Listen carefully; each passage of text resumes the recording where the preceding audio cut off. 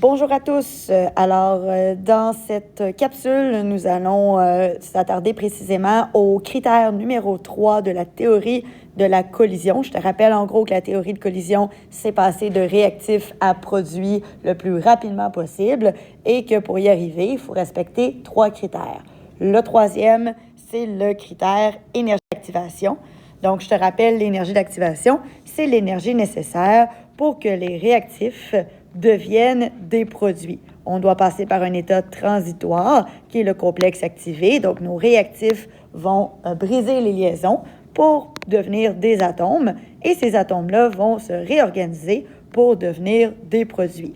Pour être capable de ce faire, l'énergie doit être assez grande de ces réactifs-là pour que toutes les liaisons puissent se briser. Si l'énergie n'est pas atteinte, à ce moment-là, on n'aura pas l'énergie d'activation nécessaire pour être capable de se transformer en produit. Il y a donc un petit problème.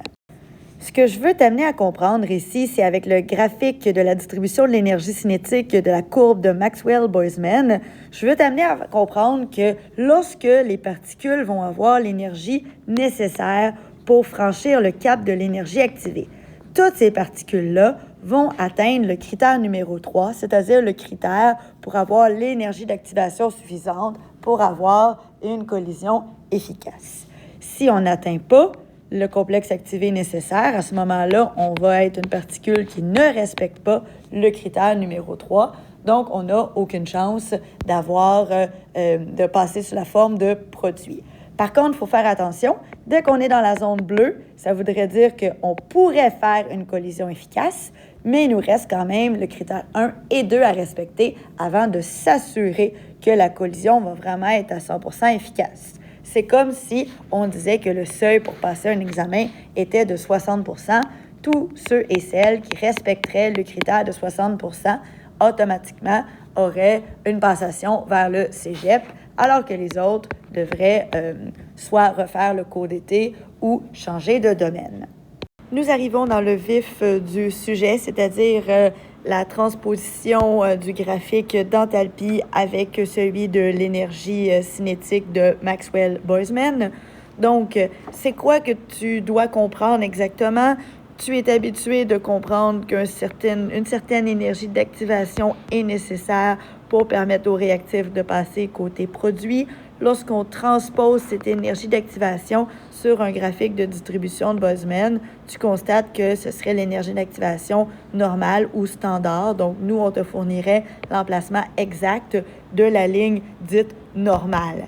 Après ça, tu comprends que si on te donne une moins grande quantité d'énergie d'activation à franchir pour les réactifs, ce sera donc plus facile d'atteindre ce peu d'énergie, un peu comme un élève qui aurait un seuil de réussite à 40% au lieu de 60%. Ce serait plus facile à atteindre. Et donc, on déplace notre droite d'énergie normale vers la gauche pour ainsi pouvoir comprendre qu'il y a plus de particules qui atteindraient le seuil de passation de réactif à produit.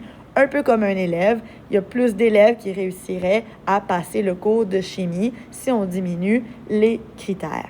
Si au contraire, on décide d'augmenter les critères, donc tu vois ici, on augmente la quantité d'énergie d'activation à franchir. On verra dans le prochain 5.3 que, par exemple, on pourrait avoir un type de molécule faite de liaison double ou de liaison triple. Donc, c'est plus complexe pour les molécules d'atteindre cette séparation-là. Donc, on augmente l'énergie d'activation. Et l'impact sur le graphique de la distribution de Maxwell-Boisman, c'est que la droite d'énergie normale va être déplacée vers la droite. Donc, en orangé, on le voit ici. Et l'impact, c'est qu'il y aurait moins de particules qui atteindrait ce critère. Je vais le faire en rouge ici. Donc, on voit qu'il y a vraiment moins de particules sous la courbe qui atteignent le standard nécessaire. Donc, ça, c'est assez logique puisque moins de particules ont réussi à briser leur liaison vu que ça prenait plus d'énergie d'activation pour briser ces liaisons.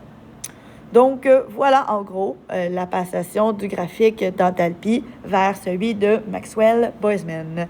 Passe une excellente fin de journée.